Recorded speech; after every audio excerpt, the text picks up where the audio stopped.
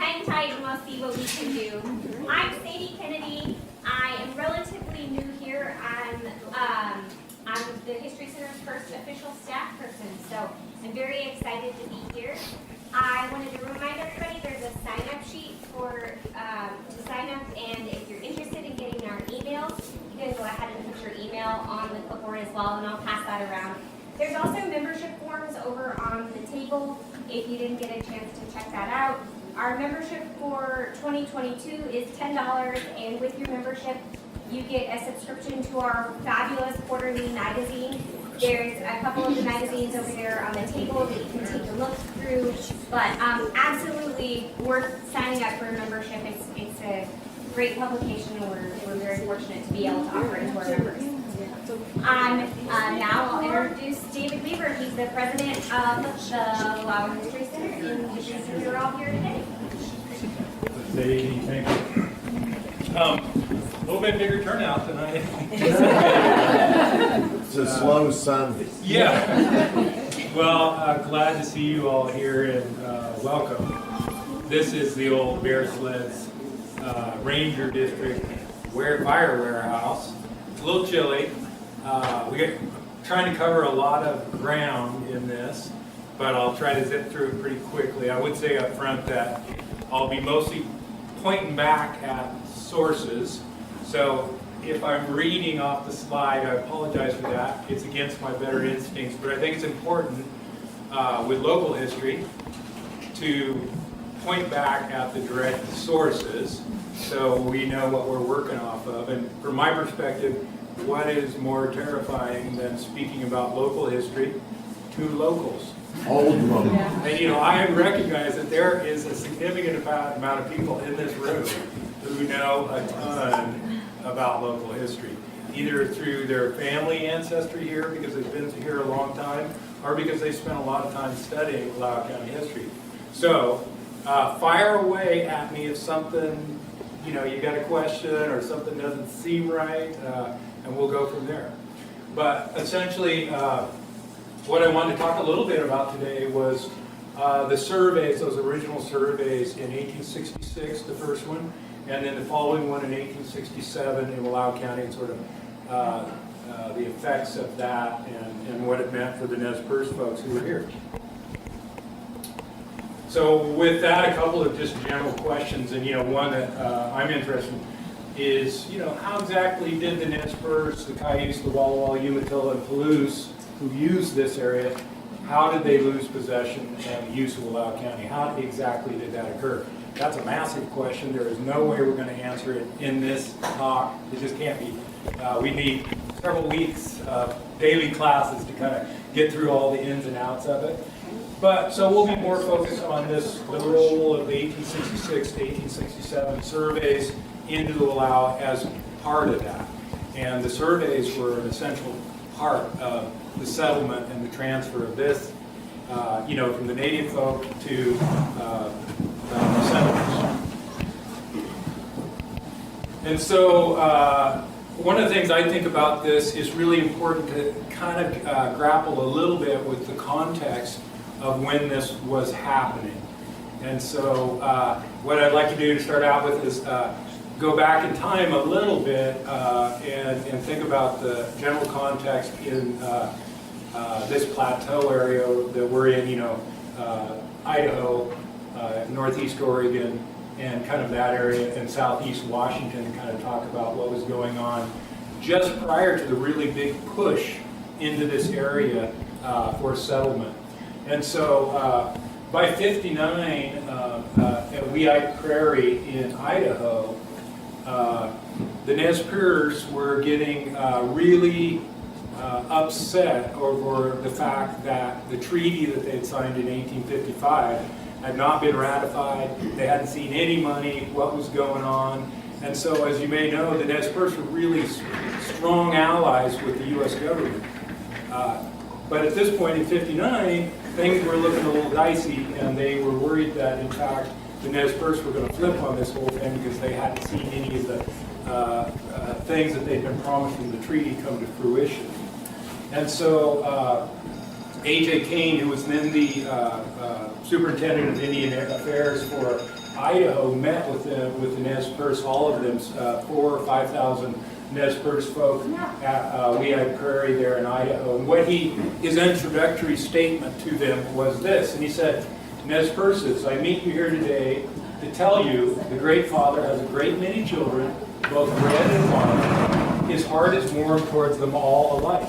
He has laws for both, that each may have their rights and all must obey. The Great Father never takes anything from his white or red children without paying for it. The Great Father's white children are an older and wiser people than you, as you can see for yourself, and know the laws and do not give him much trouble. He's referring to the white folks there. He sends agents for his red children to explain his law to them that they may understand it and live in friendship with his white children. So you can imagine that bit of paternalism there where he's telling them, hey, the white people are older and wiser. That didn't set too well with the Nez Perce. And what we have from old Joseph, the father of the more famous young Chief Joseph, at this same council in 59, his response, this is just part of it, he had more to say, but what he said when it was his turn to speak to what A.J. Kane was telling them, reassuring them that they were going to fulfill the treaty promises of 55. Don't worry, it's been ratified. You'll get your money, you'll get your boundaries and all that. He said, old Joseph said, I want to tell you my heart. I'm a red man. I have my own opinion about this country. We should make up our minds before we talk. When we made a treaty with Governor Stevens, the line was drawn. I know where it is. You told us right yesterday. It is as you said. When Governor Stevens made the line, he wanted a certain chain of mountains. I said no. I wanted it to hunt in, not for myself, but for my children. But my word was doubted. The line was made as I wanted it, not for me, but for my children that will follow me. There is where I live, and there is where I want to leave my body. The land on the other side of the line is what we gave to the Great Father. So that was his response in 59. And you see here, one of the things that pops out right away is this sentence where he says, but my word was doubted. What he's talking about there is not that he wanted to allow a country to include the Wallowa Mountains, but the idea that it was going to be his personal ownership.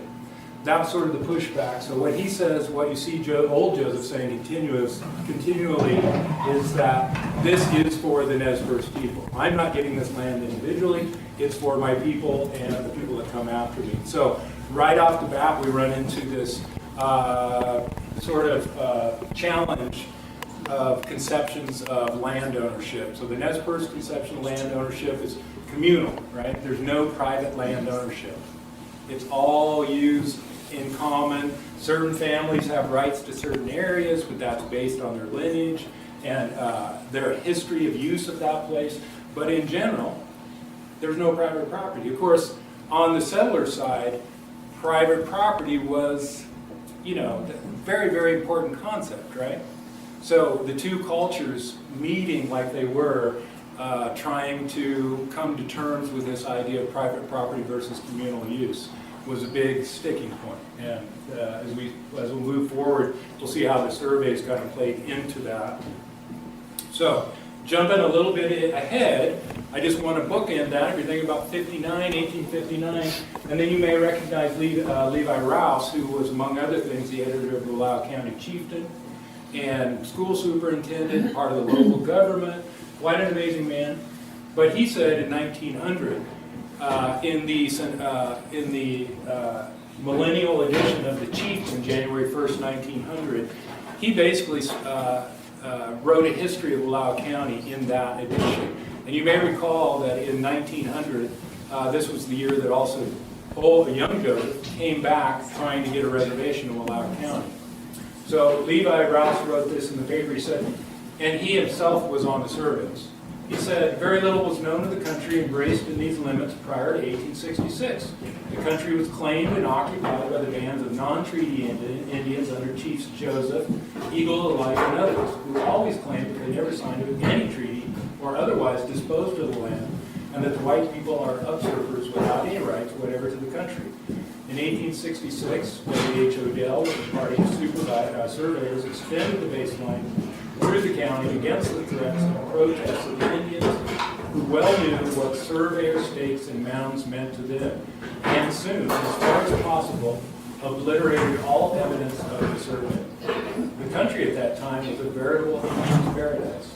The hills and mountains were covered with deer, elk, mountain sheep, and smaller game of many kinds, while the rivers and lakes teemed with fish of various kinds, and slough and swell, camas and cows, to them the staff of life, as is bred to civilized people, grew in unlimited abundance, and it cannot be wondered that Joseph and his few surviving followers are so loath to give it up, and are still earnestly pleading with the government to give at least a portion of it back to them. So that's what he said in 1900. It's that sort of really pivotal moment in Wallowa County history when young Joseph is trying to come back and establish a reservation here.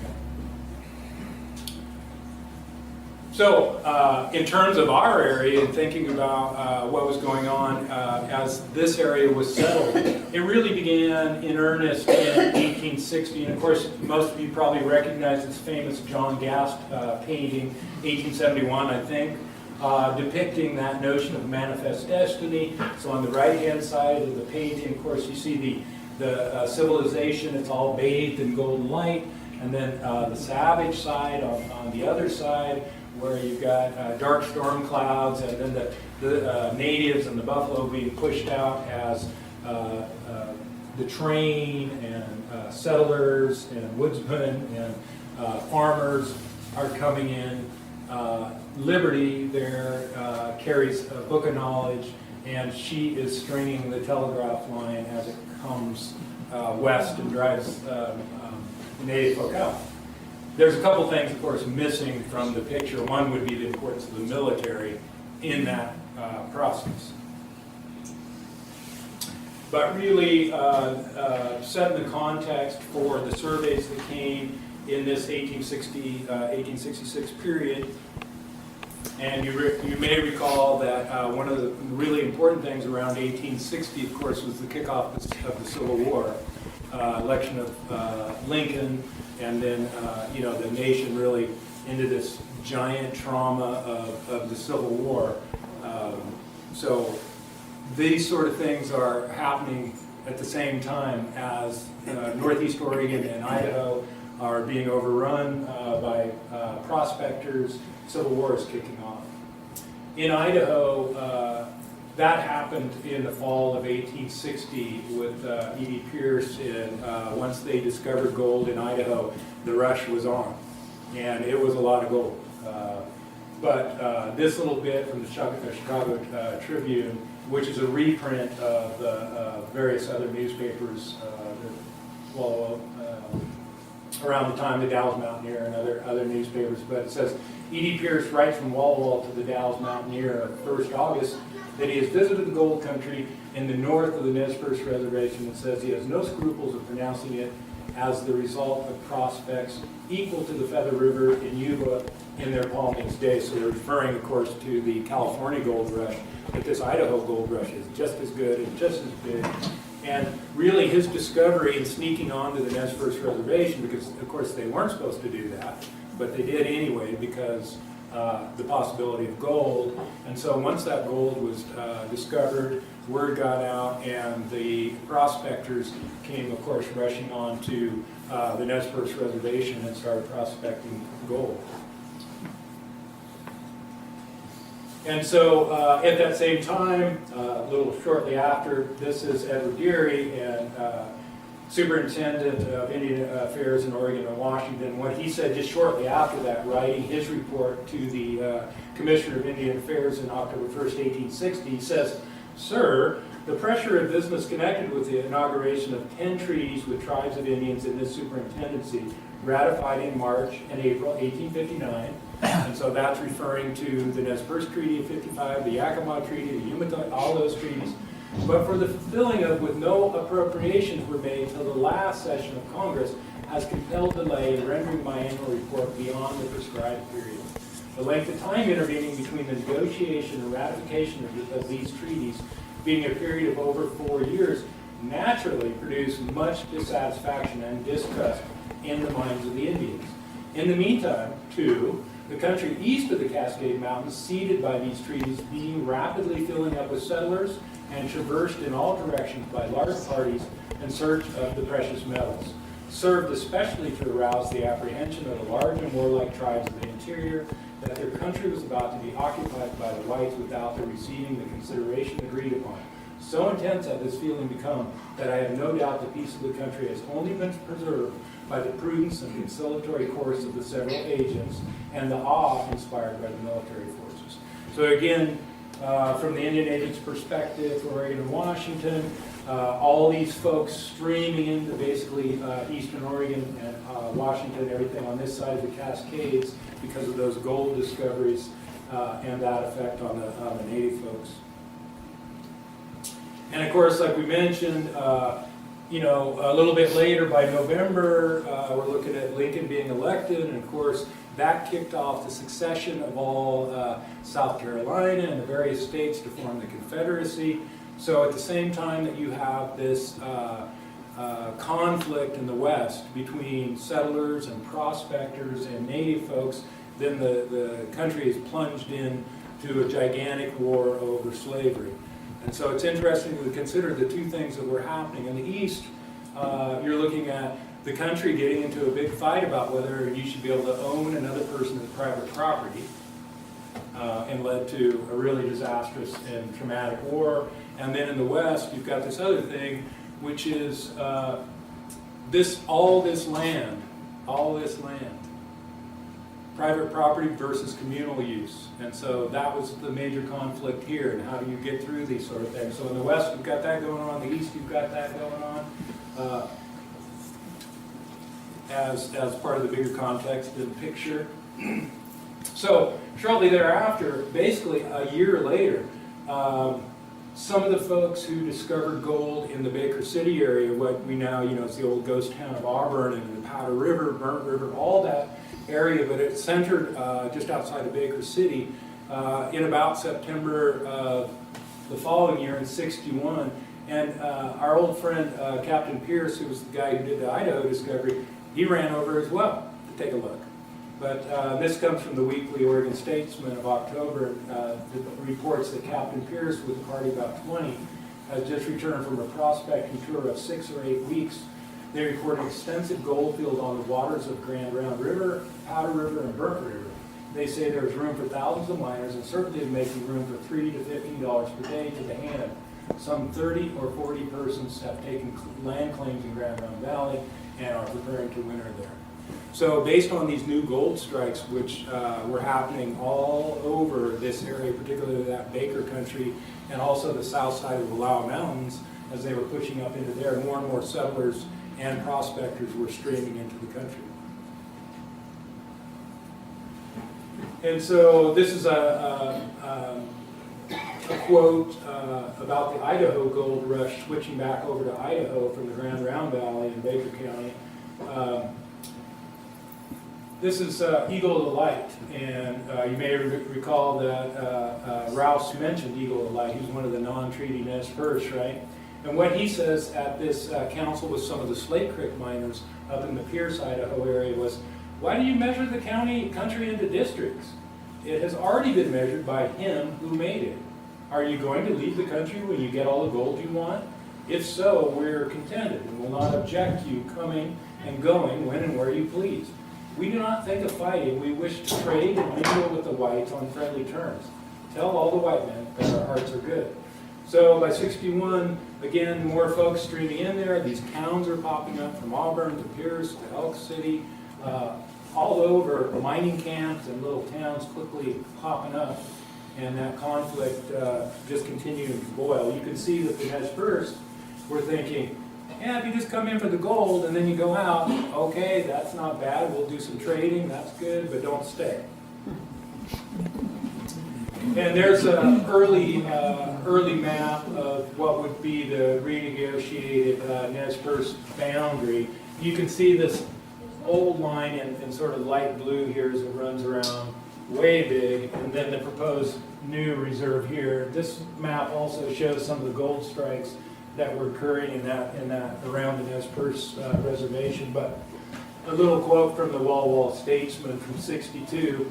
They said Tracy and Co. Of course, that was an express service. Tracy and Co. sent down upwards of 144,000 in gold dust to Portland last week.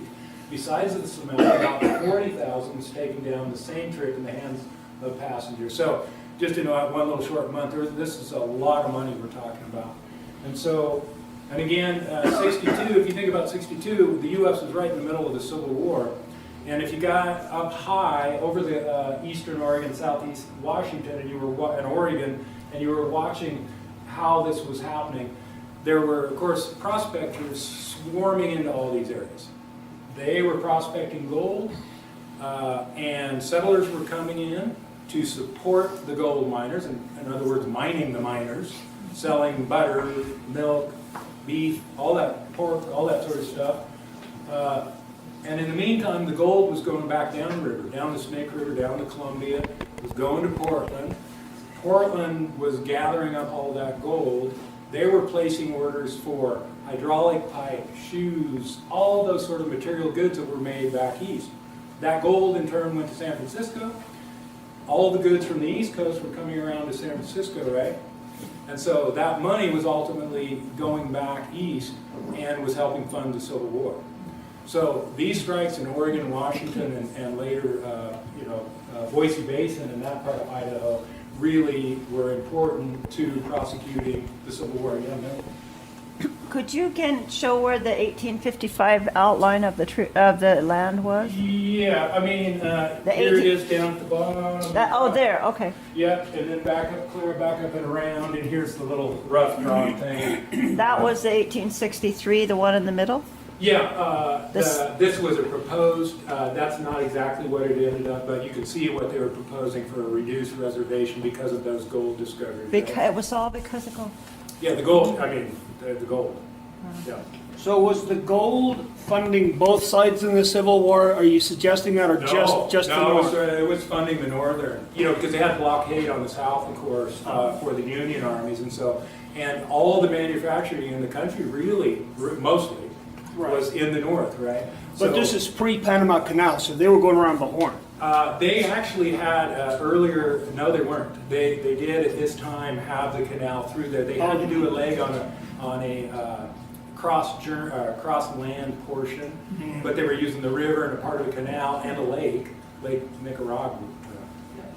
One of those, but they were cutting across the and then coming up the way. But in short, a lot of that money, that gold, and at the time, in the 60s, until they developed the old greenback, mostly it was just hard currencies, right? It wasn't, or the banks produced various paper monies, but there wasn't a standard, and so people used, silver dollars and Spanish coins, and so gold dust was the currency here in that time frame. People just, you go to the store, you take your little poke of gold dust, they weigh it out, and that's kind of how it was going down for the most part. So continuing on sort of 62 and moving up to 66 when the surveys begin, in terms of thinking about the land and this invasion of settlers, from the history of Union and Wallowa counties, which was written in 1902,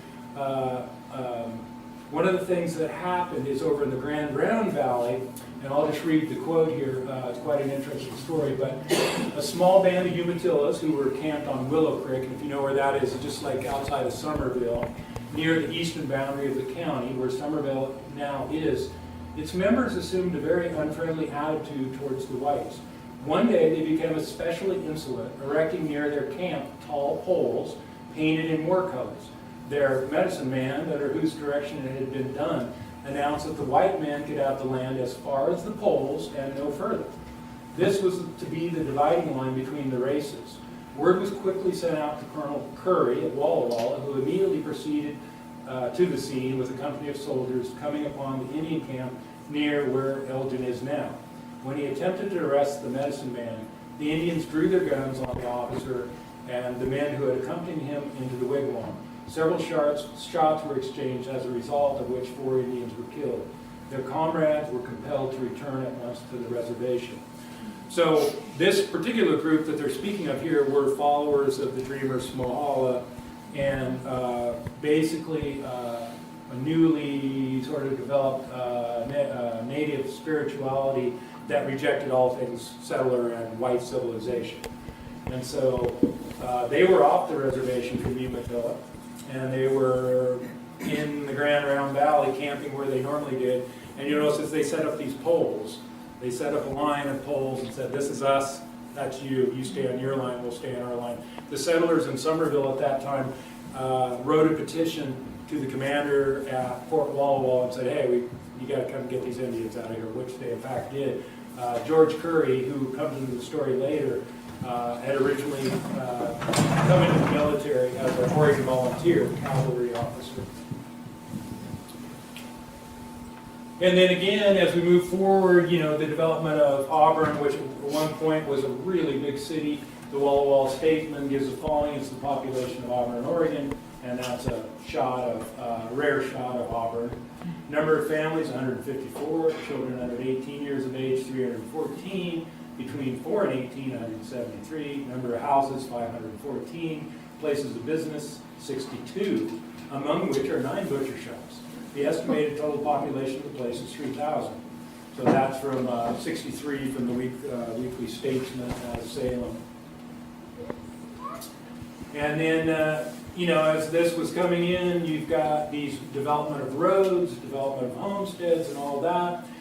Basically where the freeway goes now, this Lee's encampment, which was really developed by A.B. Meacham, who was later to become the Indian agent for Oregon. Him and his brother developed a camp there to supply miners as they were coming. And he wrote this to his wife in 1863. He said, "Dear wife, Eureka, come. I am camping in 4 feet of snow and cooking meals in a frying pan and charging $1. Selling flapjacks, 2 bits each, oats and barley at 12 cents, and hay at 10 cents per pound, and other things at some kind of prices. Can't supply the demand, same kind of prices, can't supply the demand. Go to William Booth, San Francisco, and tell him to ship you and the children with the goods to Wallowa, Washington Territory, via Portland, Oregon, Carroll, Wells Fargo, and Coast Express." This is basically how Alfred Meacham became very wealthy. Set up that camp, and as those settlers, the prospectors and settlers were coming across that way, across the Blue Mountains where the freeway is, he had that halfway point, and that was just a good supply point, so he was just making all kinds of money, again, mining the miners and mining the settlers as they came across the way. And then moving back to Idaho and thinking about that, by this 63, they're going to renegotiate the treaty for that original large chunk of ground that they had agreed to in 55, and Calvin Hell was part of that. And what he said is, you know, when he gave his opening statement to the Nez Perce, what he told us, we're here to make a new reservation, smaller than the one you now hold. That was it, bottom line. And of course, the Treaty Nez Perce, as we now understand them, led by Lawyer, his response to all of that council, which lasted a number of days, he said as part of that, I'm willing for any to look back on my doing and see if there's any fault with my past conduct. So he was basically acquiescing to a smaller reservation. Of course, the tribe, the Nez Perce tribe, was greatly divided over this fact, right? Some were for, some were against. Of course, Old Joseph was adamantly against. Lawyer, thinking about all this, they knew full well that they could not stand up against the military might of the U.S. There was too much water under the bridge at this point. They knew it would have been folly to take that on. From Lawyer's perspective, better just to cut down the reservation, take the deal, and come out of it halfway decent, right? The non-treaty folks, Big Thunder, Old Joseph, Eagle of Light, felt differently about it, partially because they were going to lose their ground in this reduced reservation. And again, there's a shot of George Curry, the man that was mentioned as shooting the Dreamers in the Grand Round Valley. But what he said, what they actually did as this council was going on, he, along with one of the interpreters and another couple of people, listened outside of the tent that the Nez Perce were having a heated debate about what was the best way to go here, right? And so as they stood there listening, what he reported was that the debate ran with dignified firmness and warmth. And I think warmth here is referring to pretty heated argument, until near morning when the Big Thunder Party made a formal announcement of the determination to take no further part in the treaty, and then a warm and in an emotional manner declared the Nez Perce Nation dissolved. And so we can see that that's 63. And it's interesting to think about that the country in the larger sense was going through the same thing. The Nez Perce, Joseph, Big Thunder, and these other non-treaty folks said, no, the Nez Perce Nation is no longer a unified thing. We are now divided. And the country as a whole at the same time was going through the Civil War, and they were divided. And so this is written a little bit later. This is James Monteith, who was the Indian agent for the Nez Perce, leading up to young Joseph's retreat and forced expulsion from the Wallowa Country. But what Monteith said was that Joseph tore his copy of the Nez Perce Gospel of Matthew into pieces at this point in 63. Because if you know the history a little bit about old Joseph, of course, we don't have enough time to fully talk about his life, but he eagerly adopted Christianity when the missionaries came in. They thought, hey, what is it with these white folks? They've got all kinds of interesting gadgets, guns and horse blankets and pots and pans. We want to know something about this. We also want to trade. So old Joseph, of course, that's how he got the name Joseph, converting to Christianity. At the end of this, this is one source that tells us that at that point, old Joseph said, no, I'm done, and ripped up his copy of the Gospel of Matthew, which Spalding had printed in Nez Perce.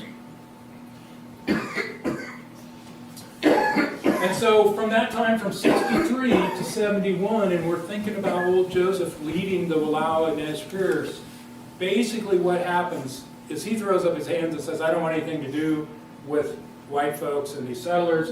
We're going to retreat to the Wallowa, which at that point was fairly isolated, right? No roads in there. It had been, for the most part, not visited by white folks, settlers. And so they just retreat to the Wallowa and say, we're going to do our thing in the way that we've done it in the past, and away they went.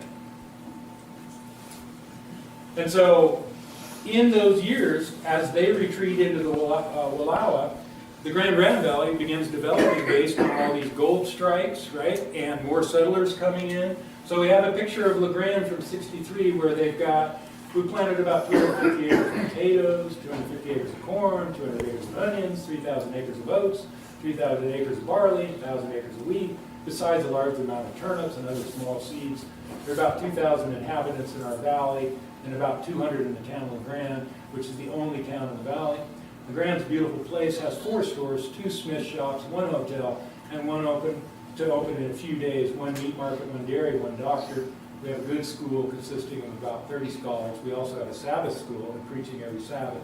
So LeGrand quickly develops. Shortly thereafter, you get Somerville and Union and Orodale, lots of these other little towns start popping up in this time period from LeGrand as more settlers are moving into the valley, really to supply mining through growing agricultural products and themselves, of course, subsistence for themselves. And one of the rare instances where we get a word of what old Joseph is up to during this time period comes from Mrs. D. Davis, who was part of in an interview with the Union County Historical Society in their annual 1962. And what she said at this point, remembering back, was that every year in the Grand Ram Valley they would have 4th of July celebrations. Everyone would come in, including the Indians who were leaving their reservations for huckleberry picking, fishing, camas, hunting, all that sort of stuff. And what she says, on the 4th of July, 1864, the people of the vicinity held a big delegation in Old Town, LeGrand. The Indians camping near came in great numbers. Chief Joseph and Cutmouth John and their families were special guests. Several speeches were made, and the 2 Indians were asked to participate. Chief Joseph made a good speech. He said, among other things, that he thought it an injustice for the white men to fence in the Indians' camas pits. So one of the ways that was really lucrative for settlers was to just herd in a bunch of pigs into a canvas bed, and then the pigs could root around in the canvas and get fat on the canvas. But of course, pigs would destroy a canvas bed pretty quickly. And then, of course, as more settlers moved in, you can imagine there were more fences, and what was once communal ground was now private property, and they didn't have access to it. So that kind of brings us up to the 1866 and 1867 surveys. So you can imagine the Grand Round Valley's filling up. It's getting these towns, post office, all these schools, all these sort of things. And then a big portion of the county is basically unexplored. There hasn't been much push from the Grand Round Valley over into this little corner. And so these two surveys, the first is the 1866 Oregon-Washington Baseline Extension Survey, and the second then, from that baseline, was the Wallowa County Township Surveys. And I'll go into a little bit more detail about each of those. But probably most of you are familiar with this idea, but Oregon and Washington all run off the same meridian and the same baseline. And it's really centered just outside of Portland, not outside of Portland, in Portland, just up in the West Hills, just barely out of downtown. That XY axis, that's the point. And so in order to map the state, that's the first thing that they were up to, was establishing the meridian and the baseline. And they did that in over a series of years, pushing the baseline further east and the meridian further north and further south.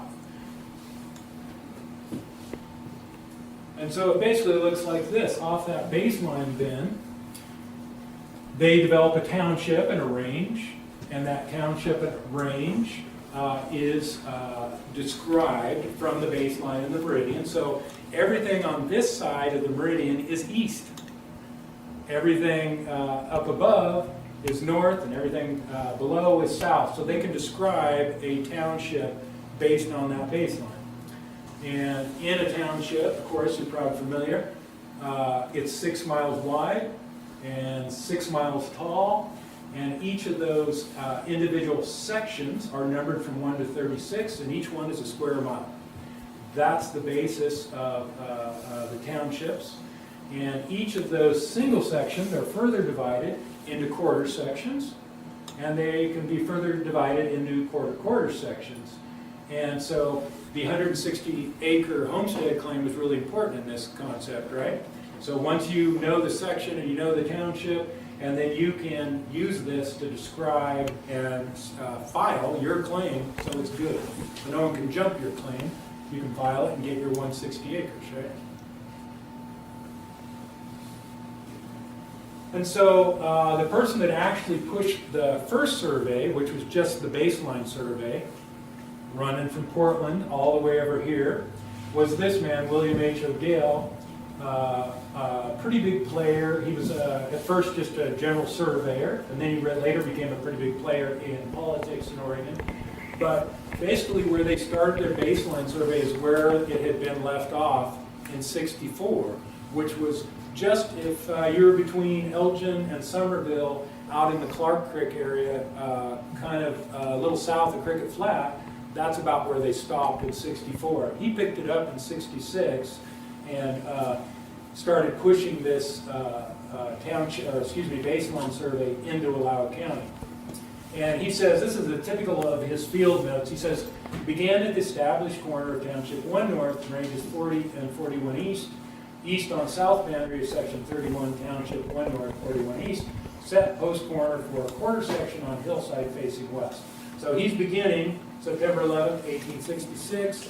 Let's see if I can just toggle really quickly to the different, if it's possible. Is that showing yet? Yeah, so there's just a Google Earth shot of the area. And basically, I don't know if I can find my mouse here. They were running that baseline kind of through here. It went between Wallowa, a little north of Lost Keen, a little north of Enterprise, and then over to big sheep.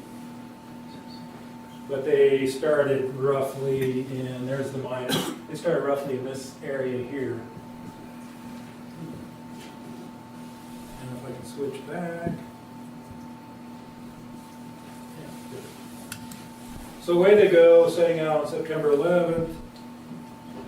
And he was accompanied on this by these folks, the chainman and the axeman. And what's noticeable here is most of these folks that you're seeing in here, besides Shaw and Rouse, were Umatilla folks who live in Umatilla County. But Rouse, of course, would become an important Wallowa County citizen. So there's the folks that were in on that. Of course, they also had some packers and things like that as they came surveying, but away they went.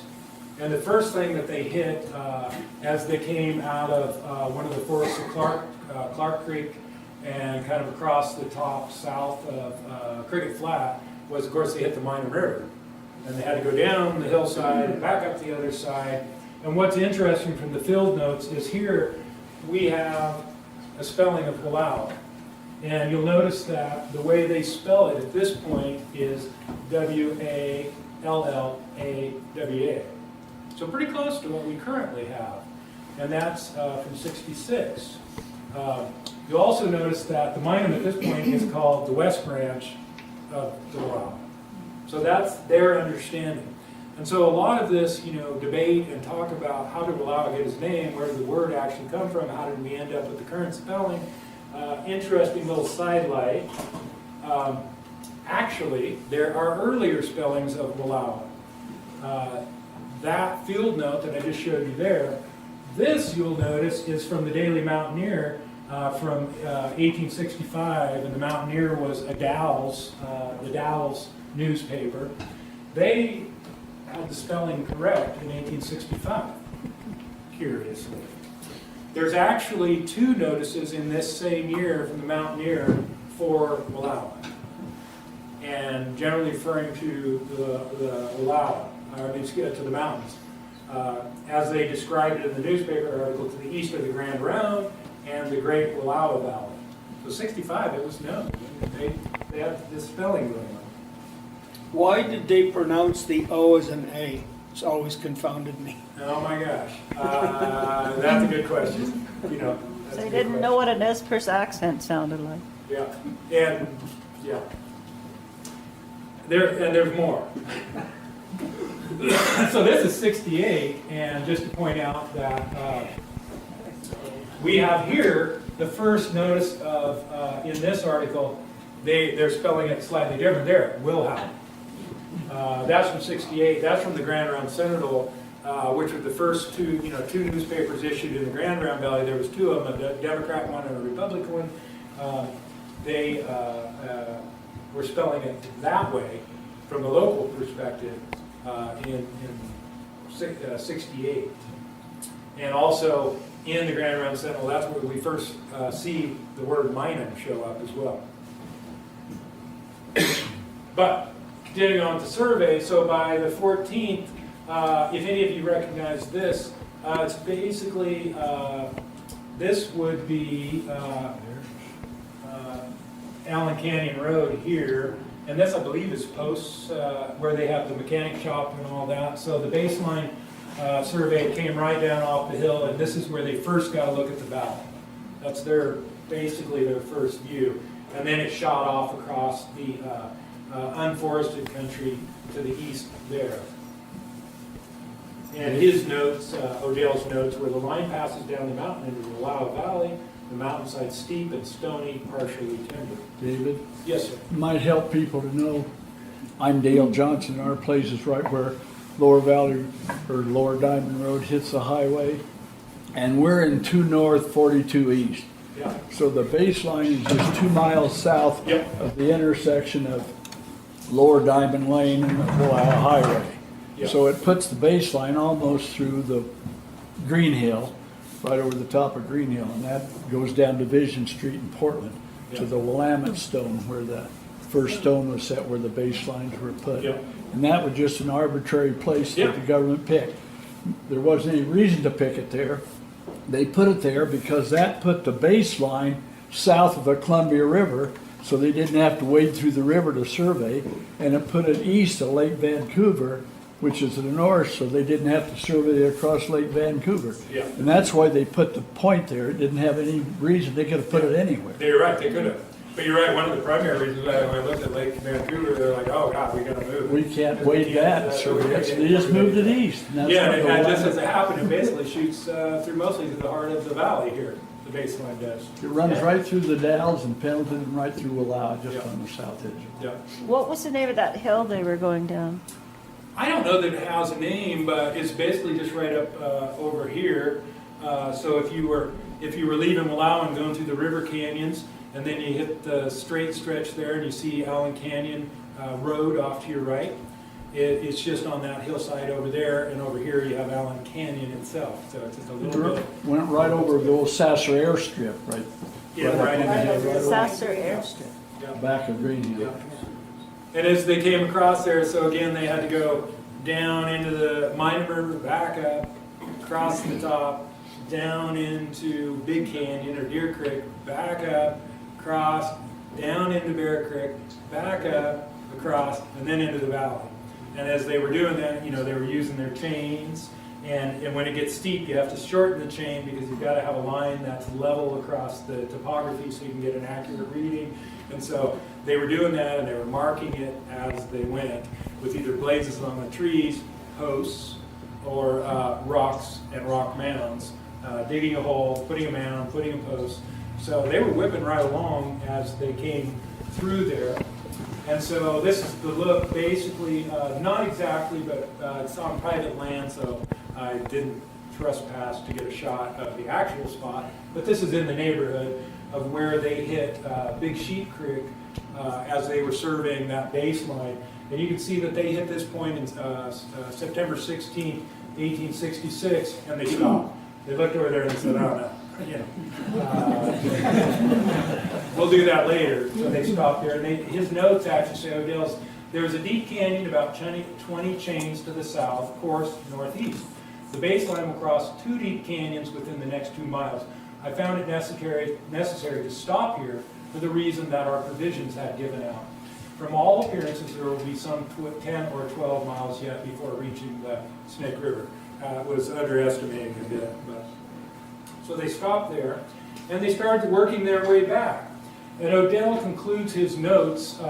You know, he every day he's there surveying, he's writing his little notes, and at the end of it, he concludes with this. He says, numerous streams of clear, cold water put down from the high snow mountains just to the south. Timber is abundant on the mountainsides to the south and southwest and along the banks of the streams. A large part of the valley is well adapted for agriculture, while the low, grassy hills to the north and east furnish extensive range for stock. The finest of trout and salmon abound in the streams, and the surrounding mountains give evidence of plenty of game.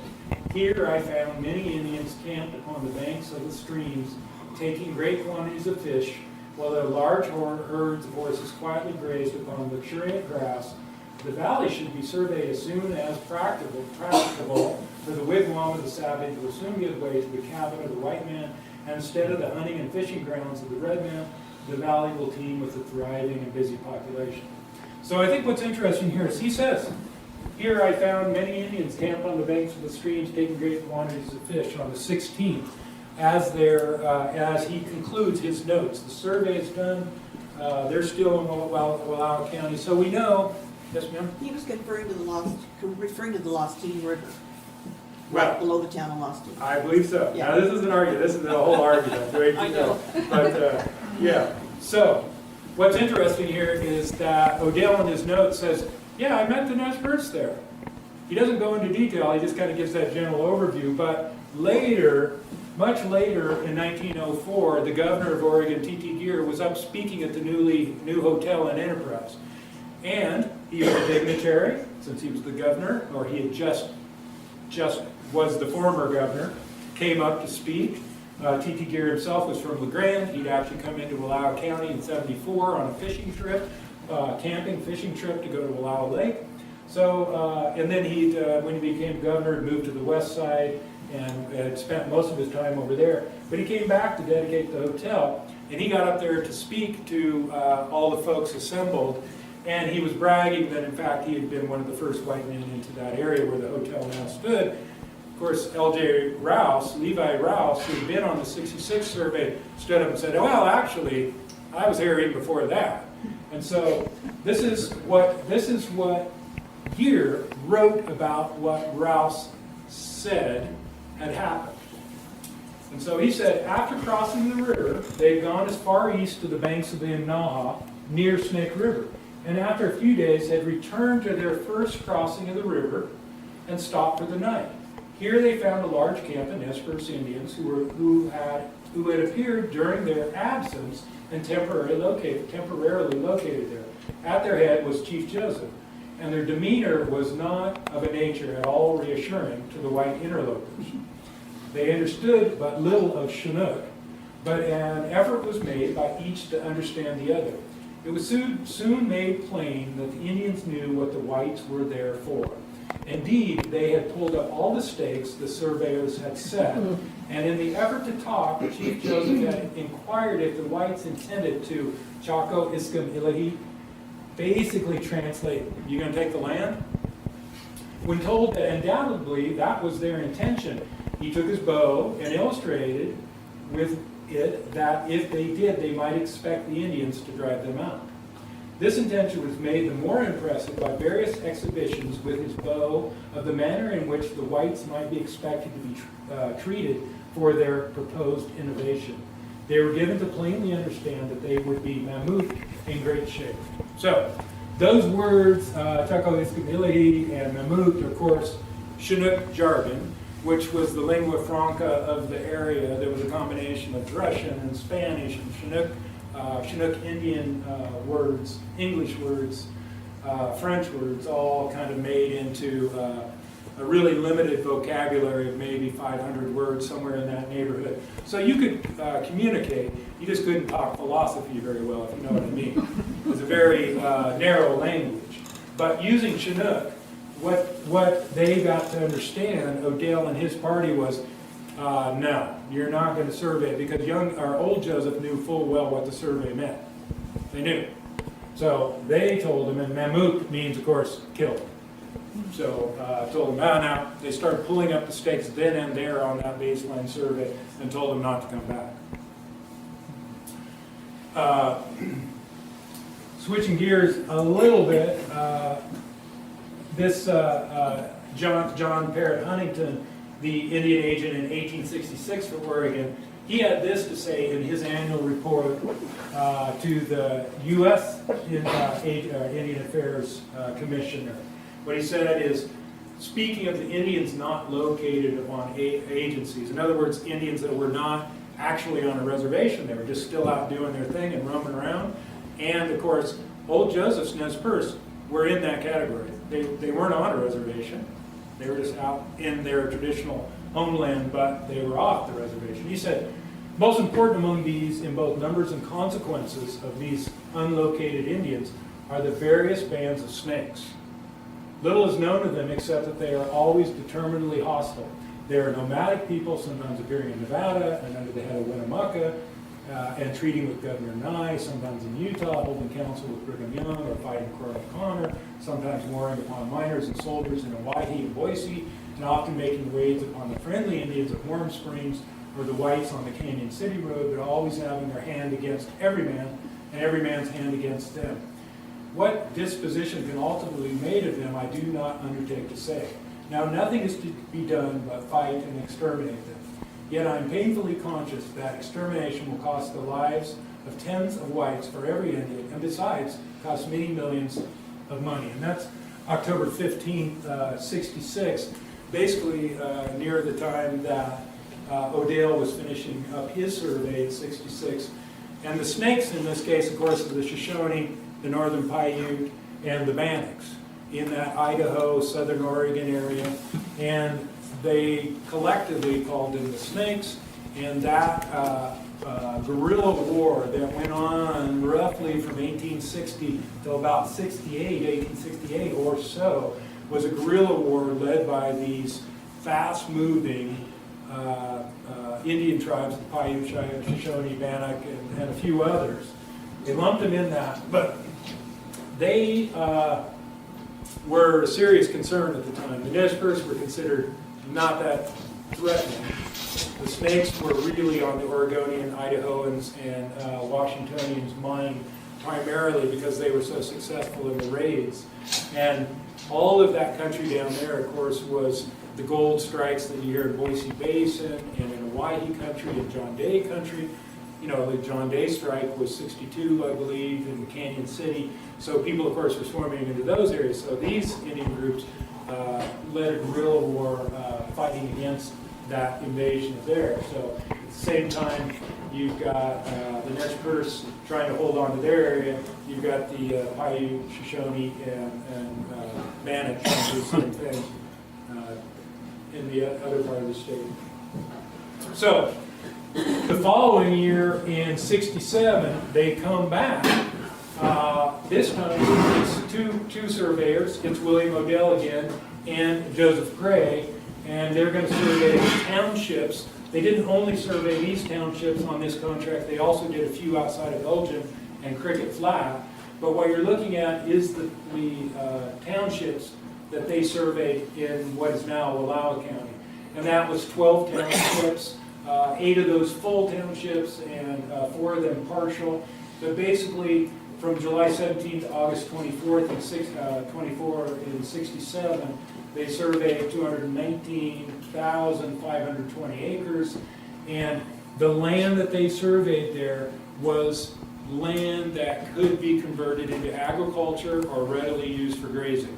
They weren't interested in the mountainous country because it couldn't really be farmed or used to graze very well. So that's what they concentrated. Unusually, they did not capture your lower valley. That's a little confusing why that wasn't included.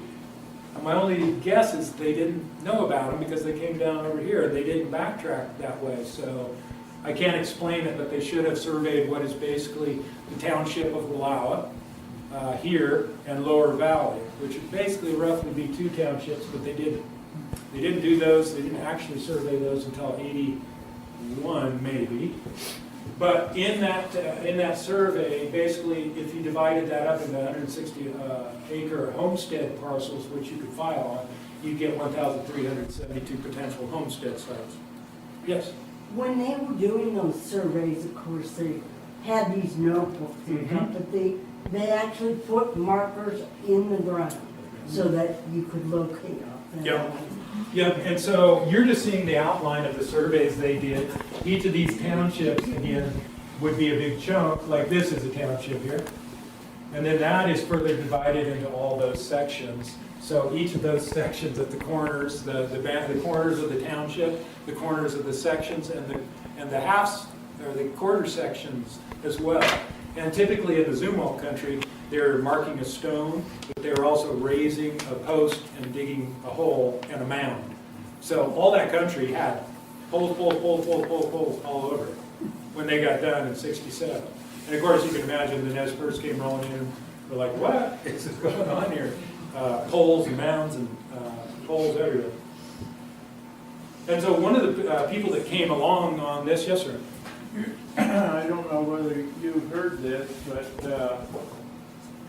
I know for a fact that Joseph, young Chief Joseph, put up a monument on the hill. Yes, sir.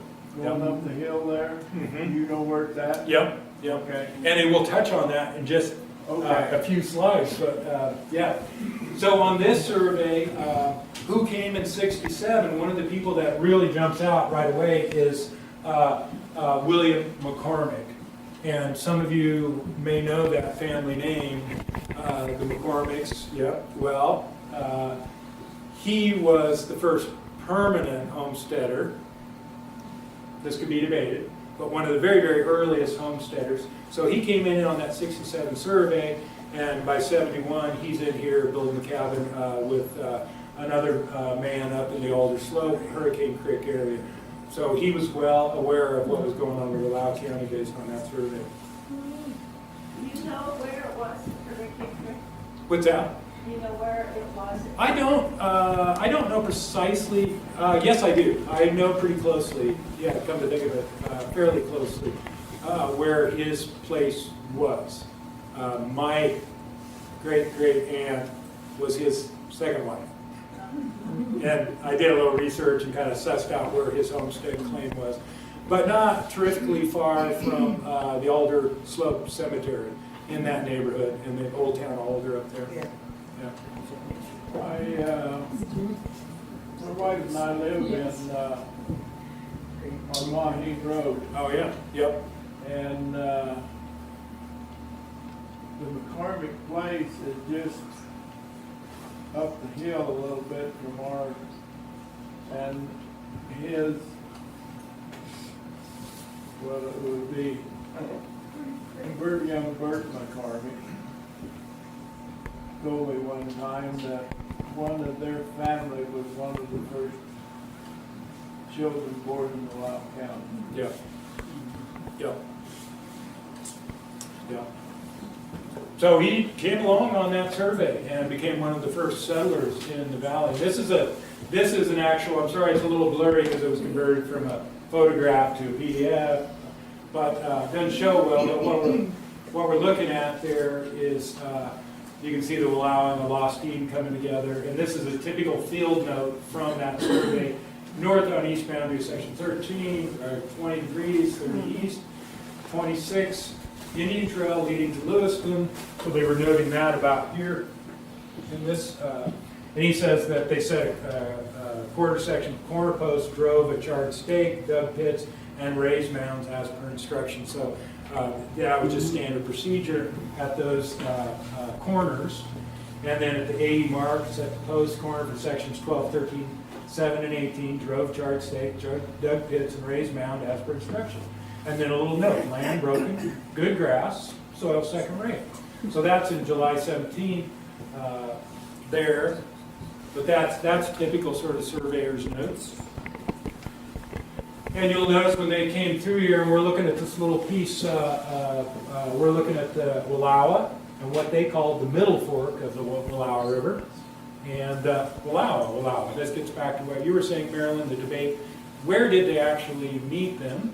Did they meet them on the Wallowa, or did they meet them on the Lost Team? We probably won't know, but when they surveyed, at this point, they were calling what we call the Lost Team the middle fork. The West Fork was the minor, and the Wallowa was the Wallowa. You can see again, they're continuing to spell it this way in these field notes, same way. I will always vote for Lost Teen. I just feel it that with the amount of artifacts found along the Lost Teen, Yeah. I will always vote for between Lost Teen and Wallowa on the Lost Teen River. Yeah. And, just a little short hump. When you follow the baseline, there's a little short hump dividing the two. Yeah. Yeah, that's where I'm just convinced that's where they work. Yeah. And I have been argued with on that point a lot. Yeah. But I'm standing firm that because the families who farm there, they're the ones who own those stone buildings Yeah. today. If there was a site there, it And would you know make every bit about where things were it taken would off. make it the logical spot for sure. And this, I just threw this in there so we could get a sense of the lake. But this township survey was done later. None of this was surveyed in what we're talking about. This little piece was, but just to orient us on this survey, as part of the notes, what it says, the beautiful Lake Arabella. No one knows where they came up with this word Arabella. Just doing a quick Google search, you don't even find anything that matches that. Besides, I think it means beloved or something in Italian, maybe, or beautiful. I can't remember. Maybe someone in here probably knows, but I don't. But they say the beautiful Lake Arabella bears south from Corner. We found fishes in great abundance in the lake, as species of salmon, blood red in appearance, were abundant in the southern end of the lake, from their field notes. And then C.B. Wiley, who was a packer on that trip, said, I thought I had never seen a more beautiful lake than Wallowa Lake, and I still think so. Large red-meated fish like salmon trout were running out of the lake into the small streams to spawn. We killed them with clubs. Deer and elk were plentiful. The only thing to worry us was Chief Joseph's band and S. Perce. And so they also, as part of that township, were instructed to extend the baseline over the Snake River. And what they did is they started down the way. He says, in regard to the survey of the baseline east of the Snake River, I have to report that on the 29th of July, we commenced the survey and continued from east on south boundary of section 35, township 1 north 47 east, to on east boundary of 36, township 1 north, range 47 east, to the bottom of a ravine. Here we found it impractical to proceed further with our animals, and not having assistance enough to carry such things as would be necessary to complete the survey, I abandoned any further work. And I don't know if you've ever looked at those hills, I think I would have came to the same conclusion. The coroner established not being of such a character as to secure permanency or to be easily found, I deem it best not to report them or make any accounts of them. A short distance beyond the terminus of our survey, a bold stream, 30 lengths wide, course northeast, indicating 2,000 feet deep. About 1 mile further by way of the stream, another still larger unites and course northeast for about 3 miles and empties into a third larger coming from the south. Between these several streams, bold promontories rise almost a perpendicular 1,500 feet. I passed down these streams to the junction of the three and found it almost impossible to cross these points. So on that trip, they did make a little jaunt down to where Inaha is. Looking around and just taking a general look around, but they didn't go back up the other side and head towards the Snake. They abandoned the baseline again and returned home. And so, referring to what you were speaking of, Ellen Bishop took this photograph, which is of the only remaining known Old Chief Joseph boundary marker up basically on Mineham Summit, a little north of where the highway comes down, where the original road was, put up these. This is from the earliest account we have of the mention of these boundary markers that were put up by Old Joseph in response to the surveys. So this is an interview with John Porter that was done, captured in the Morning of Oregonian in 1873, actually in a letter that he wrote to the Oregonian, to the Sentinel, the LeGrand paper, and reprinted in the Oregonian. What he says is, when older Joseph, now deceased, planted the post which was to be the dividing line between the Wallowa and Indian Valley, the former being claimed by him as special country of his band, Joseph made a long speech to his Indians, who were all present, and in substance informed them that the Wallowa country belonged to them and that they must at all hazards retain it, never give it to the whites, that rather than lose their land they must fight till the death, that he had never signed the treaty alienating the land of the United States, and that if his name was signed to the treaty, it was done by fraud. The speech had its effect, and at this late date, the sons of Joseph and his band, and that's referring to young Joseph and Wallowa, and his band are determined to carry out the instructions of their dead chief. Mr. Porter has often conversed with Joseph and finds that he still adheres to the idea that he will fight till death rather than lose the country. And so there's reportedly more of these. In doing some investigation and looking at these, one was recently probably destroyed by a clear-cut operation just to the north a little bit, but this one is still there, and that is likely one of the ones that's left. And so the importance here for us in thinking about this is the actual date of Old Joseph's death. This is the earliest account we have of his death, which was from August 26, 1871. It's from George Brady, who was basically fighting the Snake Indians at the time and trying to recruit an interpreter. And what he wrote in his report is, I had difficulty in procuring the services of an interpreter, a Bannock or Shoshone or Paiute interpreter, and only succeeded in getting one this morning.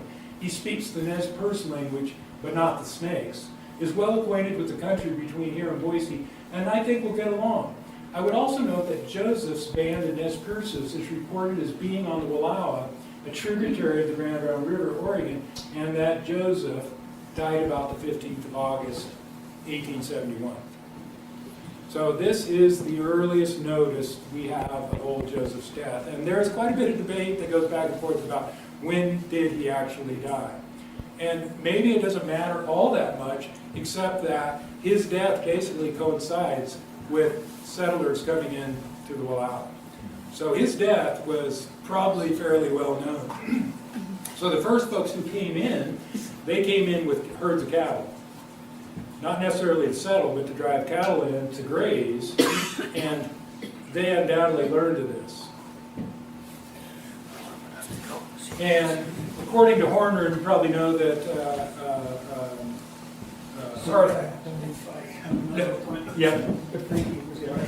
Harley Horner, the Wallowa County collector of historical information, interviewed many of these early settlers, and what he said was there were several men who came into the Wallowa Valley in 1871 to look over the valley with the intention of locating and bringing their stock in permanently the next year. Some who came in 1871 and settled in 1872 were W.W. White, James and William Masterson, their father Masterson, James Tully, A.D. Findley, W.P. Powers, Erasmus Tully, J.T. Pike Ward, F.C. Bramlett, Charles McClure, Adam George Bramlett, and Henry Schaefer.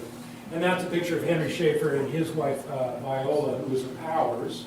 The latter, Henry Schaefer, went up and squatted on a place near Wallowa Lake on November 4th, 1871, and the next morning there was 4 inches of snow on his bed, and he abandoned the claim and went back to the Grand Round Valley and wintered, and came back the next summer and located in the extreme lower valley on the Schaefer Ranch. And then A.C. Smith, who figured so prominently in Wallowa County history, he did an interview with Paul Delaney in 1905 and spoke about his first entry into the county. What he said was, I first met Chief Joseph in 1871, said Captain Smith. I was living at Cove in Union County at the time, and we heard many stories of the Wallowa country. The sheriff of the county and another man and myself decided to investigate the county with a view to settlement. We made several appointments, but for some reason we could never get all ready at the same time. It was known that the Indians objected to the settlement of the country, and on that account, one did not care to visit the place alone. I finally determined to go and armed myself and armed with provisions, struck out on horseback to see the country for myself. So on that trip, A.C. Smith actually met young Joseph up at the lake, and because he had a Nez Perce friend who sort of gave him a free pass to come in and look around. But the death of old Joseph and the sort of change in leadership in the Nez Perce that caused coincided with the settlement of the valley. And the other very early piece we have is that as young Joseph took over the leadership of the band with Olcott, he met here in Wallowa in August 27, 1872. And Monteith reported in his report what Joseph said. That's a later photograph of Joseph, but it is the earliest, I believe, photograph we have of young Joseph. So it gives sort of a sense of what he looked like around that time, because that was taken immediately after the 1877 expulsion of the Nez Perce from Wallowa. So you can imagine him meeting with Monteith and the rest of the Wallowa band, Nez Perce, just outside of Wallowa. And Monteith says, I asked Joseph what he had to say. He commenced by saying that his father had never traded off that country, and on his dying bed about a year ago bequeathed the whole valley to him for his band. That he was not prepared to talk then, but wished the settlers to come in the next morning, and then he would talk with me. I told him that I was in a hurry to fix up matters as I had plenty to attend to at home, but would meet with him the next morning. So on the morning of the 23rd instance, about 30 settlers came in, and we went over to the lodge they had erected for the purpose of holding their meeting. When about 80 Indians were congregated, painted up, etc., ready for a talk, Joseph opened the council by saying his father planted a stick on the mountains between the Grand Round Valley and the Wallowa, that now that stick had grown to a large tree, that the whites derived subsistence from one side and the red people the other, that now the whites were trying to get on their side and drive them away from their food, that his father bequeathed to him that country's subsistence of himself and band, and wanted all whites to leave the valley. So at that time, he mentions his dad died about a year ago, So that's in alignment with what George Brady said, that around August, September, old Joseph died, coinciding with the settlers coming in. And then by 72, and I'll end it with here because we could keep going, but that on the left hand is the original A.C. Smith Road, just slightly downhill from the boundary marker pile of rocks from the previous slide. So you can see the rock work that A.C. Smith did with his group of men as they were coming down, basically to the junction of the Minam and Wallowa, the current Minam, to build in this road so that they could better access it. And of course, Smith died in 1911, but in an interview that he did in 1910, he said, a small band of Nez Perces led by Peopeo, his name is actually Peopeo Talit, rode up and threatened me as I turned my first shovelful of ground. We agreed to get together and talk the thing out on the ground. And so that leads into what we know as the Nez Perce conflict, and those years between 71, 72, 3, 4, 5, up to 77 when they're forced out and the Nez Perce win. So I'll end it there. Thank you.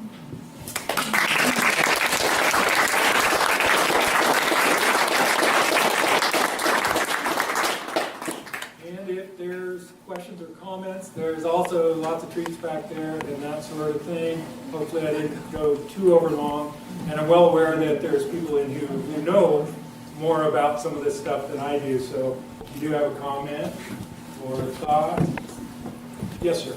I don't have a comment, but I do have a picture of when they brought old Chief Joseph bones, supposedly his bones up and planted up at the foot of Wallowa Lake. Yeah.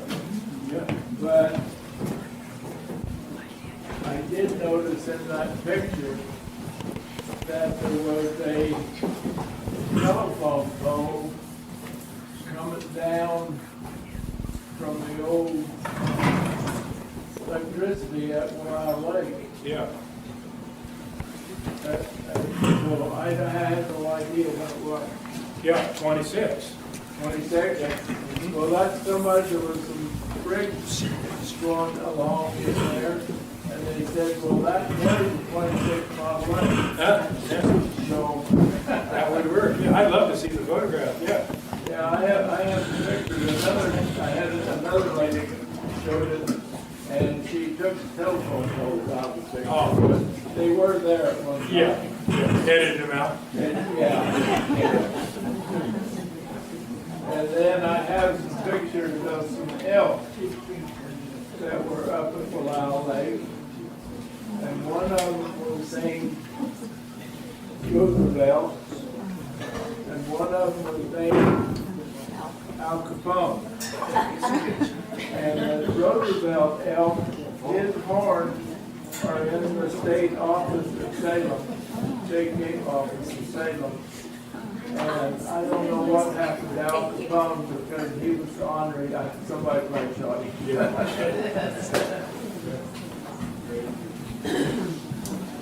Well, thank you all for coming. Yeah. And grab a snack or treat or whatever. Yes, sir. In 72, when my grandfather settled in Lower Valley, he was kind of fluent in the Chinook language. Yeah. And he acted as an interpreter with young Chief Joseph and the Army when they were discussing the land and how much land the pioneers wanted. And Joseph supposedly said, "If that's all you want, that's fine." Yeah. But that wasn't what happened, of course. They took all the land, but that was in 72. And Yeah. we used to get in arguments with late Arnold Schaefer and I, but when the Schaefers came in and when they didn't, and who was there first in Lower Valley. I said, well, all I know, Arnold, is when your dad, or when your great-granddad came in with his wagon, he stopped at grandfather's house and had dinner before he went over. Yeah. He stayed this late. Fanny was pretty good with Chinook, I understand as well. Right, she was an Appleby, from the Appleby. We do, yes. So my main name is Isaac. Now, I.